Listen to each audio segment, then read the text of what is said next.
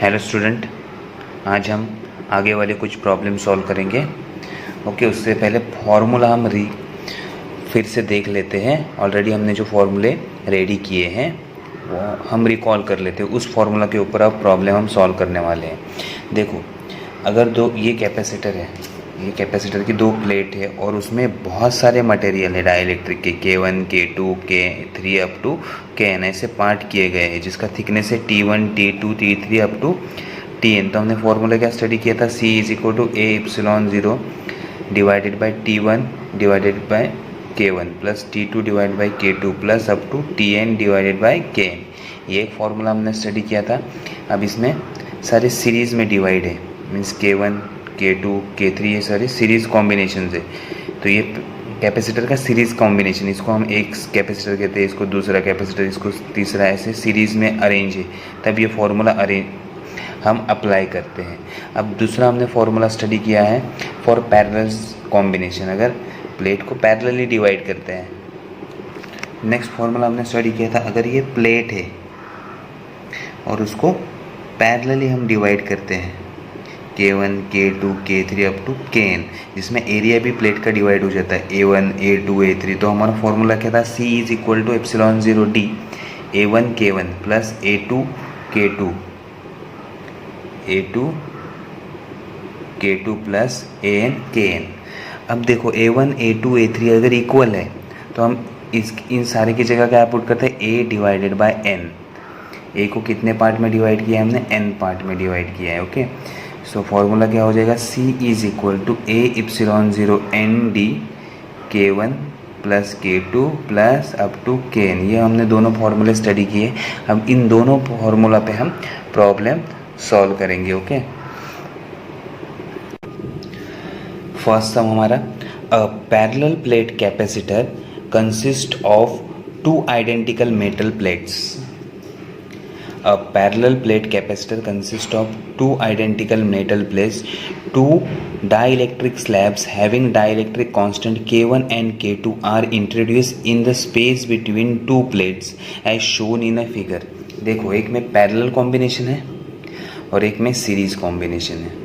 ये हमारी प्लेट है, इसको हाफ हाफ में डिवाइड किया है और इसको इस तरह से हाफ हाफ में डिवाइड किया है। अब देखो, फर्स्ट कॉम्बिनेशन में क्या है, K1 यहाँ मटेरियल डाला है, डाइलेक्ट्रिक यहाँ K2 डाला है, और प्लेट का एरिया क्या होता है, स्प्लिट होता है A/2। दूसरे केस में हमने K1 K2 इस तरह डाला है कि प्लेट का थिकनेस चेंज होता है, T1 is equal to D/2। और हमें प्रूव क्या करना है, show that C is equal to epsilon 0 K1 plus K2 A divided by 2D। And यहाँ हमें प्रूव क्या करना है, C is equal to 2 epsilon 0 K1 K2 A divided by K1 plus K2 D।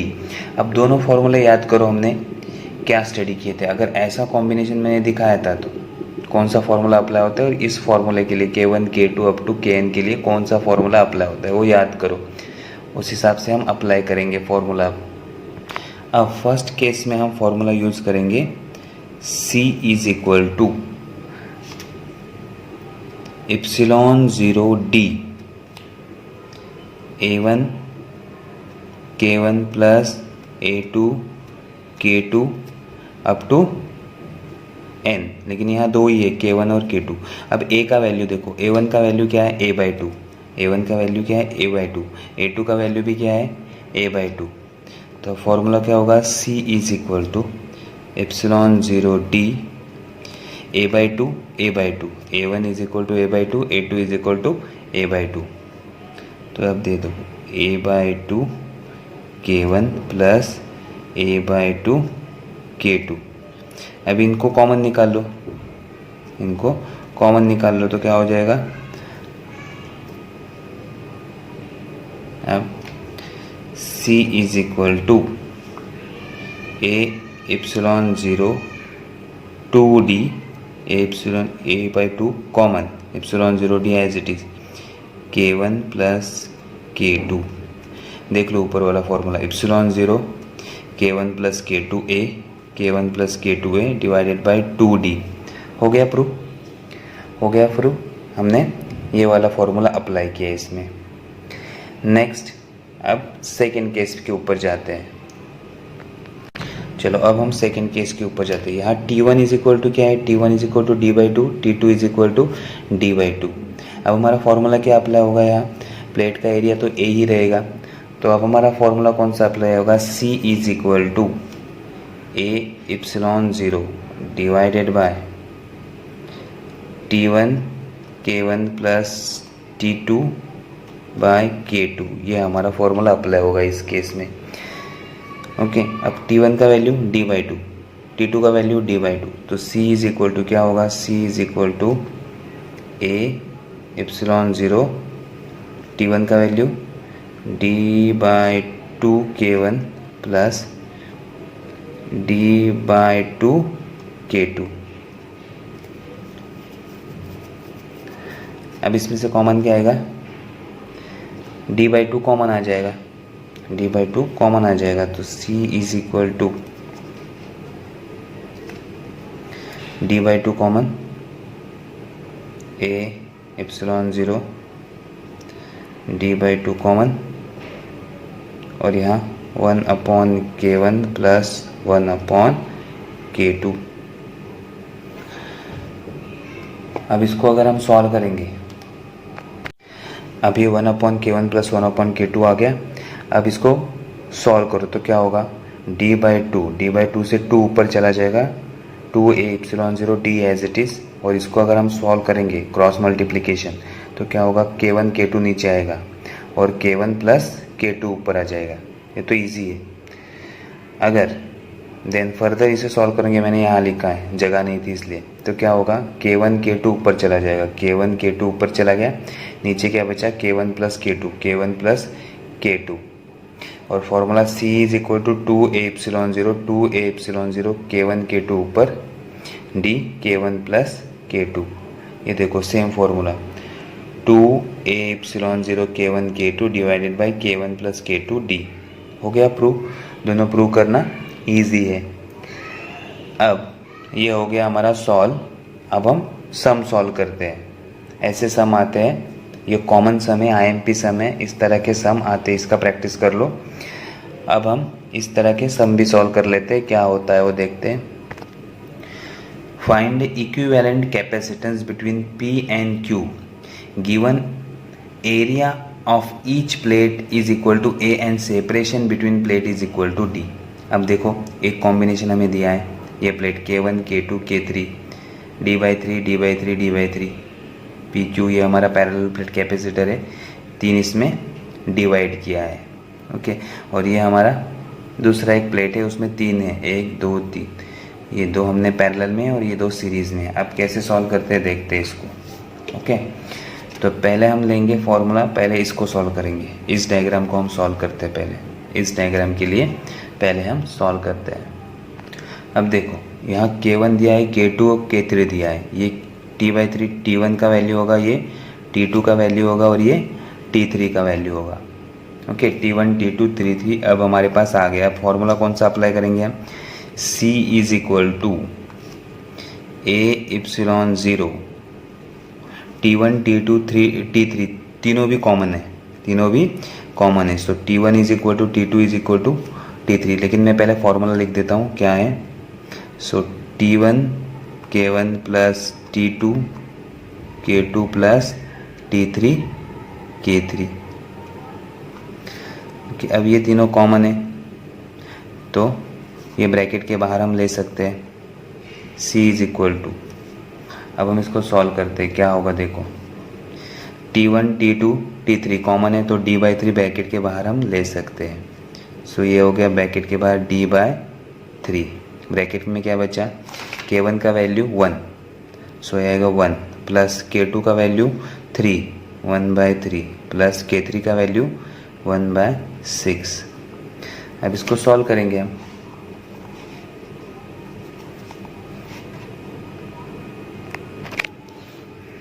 अब क्या होगा, C is equal to A/0 D/3, तो ये हो गया, LCM क्या निकलेगा 6, इसको 6 से मल्टीप्लाई करना होगा, 6 प्लस 3 को 2 से, 2 + 1, तो ये क्या हो जाएगा, C = A ε0 divided by D/3 in bracket 9/6 इसको डिवाइड करेंगे, 3 × 2 = 6, 3 × 3 = 3 3 कट, तो क्या आ गया answer, C = 2A ε0 divided by D, ये 2 ऊपर चला गया, सो 2A ε0/D, ये हो गया हमारा पहला आंसर। इजी है। अब हम दूसरी केस स्टडी करते हैं।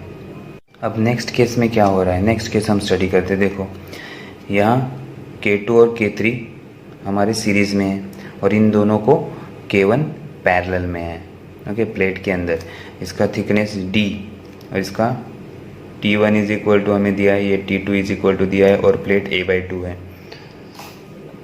तो अब हमारा फॉर्मूला क्या अप्लाई होगा, सिर्फ K2 और K3 के लिए है, इस पार्ट के लिए हम फॉर्मूला अप्लाई कर रहे हैं सिर्फ इस पार्ट के लिए। फॉर्मूला क्या होगा, C' = मैं लिखता हूँ, C' = A ε0, हमारा फॉर्मूला क्या था, T1 K1 + T2 K2, ऐसा फॉर्मूला था। अब इस केस में वो फॉर्मूला क्या हो जाएगा, C' = A की जगह क्या है हमारा, A/2, A की जगह A/2 ε0, T1 की जगह क्या है, D/2, T1 की जगह क्या है, D/2, और K1 की जगह, सो ये T1 K2 + T2 K3, ये समझ में आ गया। अब इस फॉर्मूला में हम वैल्यू पुट करते हैं तो क्या आएगा, देखो अब वैल्यू, C' = A ε0 2, T1 का वैल्यू D/2 और K2 का वैल्यू 3, तो ये हो जाएगा 2 × 3, D/2 × 3 प्लस ये हो जाएगा D/2 × K3 का वैल्यू 6, ओके। सो C' = अब हमारा C' = क्या हो जाएगा, इसमें से D/2 अगर हम कॉमन निकाल लेंगे तो ये क्या होगा, A ε0, ये 2 और ये दोनों 2 कैंसिल, कॉमन आ गया, तो बचेगा D 1/3 + 1/6, 1/3 + 1/6। अगर हम इसे सॉल्व करते हैं तो इसको 2 से मल्टीप्लाई करना होगा और यहाँ 2 से, 2 प्लस, तो ये हो जाएगा C' = क्या होगा, A ε0 D 6/3/6, that is 1/2, that is ये हो जाएगा 1/2, तो 2 ऊपर चला जाएगा, C' = 2A ε0/D, 2 हमारा ऊपर चला गया, 2A ε0/D, ये समझ में आ गया यहाँ तक। अब डायग्राम देखते हैं। अब इन दोनों का वैल्यू हमें क्या मिला, C', अब इसका वैल्यू हम फाइंड करते हैं C और C' क्या है, दोनों भी हमारे पैरेलल में है, दोनों पैरेलल में है, तो नेट C क्या होगा, इसको मैं C" कहता हूँ, ये C कहता हूँ, C'। तो अब हम दोनों को क्या करेंगे, ऐड करना पड़ेगा, दोनों को क्या करना पड़ेगा, ऐड करना पड़ेगा, ओके। दोनों पैरेलल है, पैरेलल कॉम्बिनेशन में एडिशन होता है, तो अब हम उसका स्टडी करते हैं, ओके, कैसे नेट C फाइंड आउट होगा। अब हम C का वैल्यू क्या देंगे, C = A ε0 K1 D, लेकिन A की जगह क्या है हमारा, A/2 है, तो A की जगह क्या है, A/2, और C' हमने अभी फाइंड किया, दैट इज 2A ε0/D। अब इसको सॉल्व करो, दोनों को क्या हो जाएगा, LCM लेना होगा, दोनों जगह क्या आना चाहिए, 2D, तो इसको 2 से मल्टीप्लाई किया ऊपर भी, तो A इप्सिलॉन ज़ीरो K1 का वैल्यू 4, तो ये हो गया 4A इप्सिलॉन ज़ीरो प्लस 2 से मल्टीप्लाई किया 4A इप्सिलॉन ज़ीरो, तो ये क्या हो जाएगा अभी 8A epsilon zero divided by 2D, और इसको हम सॉल्व करेंगे तो 4, तो answer 4A epsilon zero bye D, तो ये हमारा क्या हो गया नेट C। तो अब ये दो प्रॉब्लम हमने सॉल्व कर लिए, इजी है, इस तरह से हमें प्रॉब्लम सॉल्व करना है। Okay, thank you.